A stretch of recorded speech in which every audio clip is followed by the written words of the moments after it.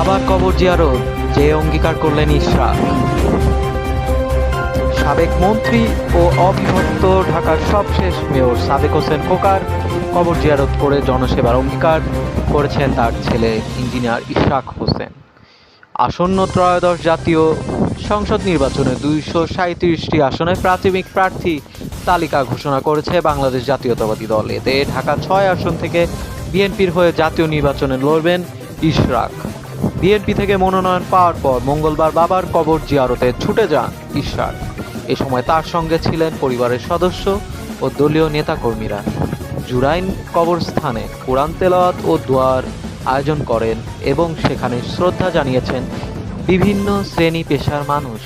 এ সময় সাদেক হোসেন খোকার আত্মার মাগফিরাত এবং দেশ ও জাতির সমৃদ্ধি কামনায় মোনাজাত করা হয়। ইশরাক হোসেন বলেন, সাদেক হোসেন খোকা দীর্ঘ সময় রাজনীতি করেছেন, চিকিৎসার জন্য বিদেশ গিয়েছেন, শেষ সময় দেশের মানুষের মাঝে ফিরতে চেয়েছিলেন, নেতাকর্মী ও পরিবারের সঙ্গে সময় কাটাতে চেয়েছিলেন, কিন্তু স্বৈরাচার হাসিনা তাকে ফিরতে দেয়নি। সাদেক হোসেন খোকার রাজনীতি থেকে শিক্ষা নিয়ে নতুন বাংলাদেশ বিনির্মাণে সবাইকে কাজ করার আহ্বান জানান ইশরাক হোসেন।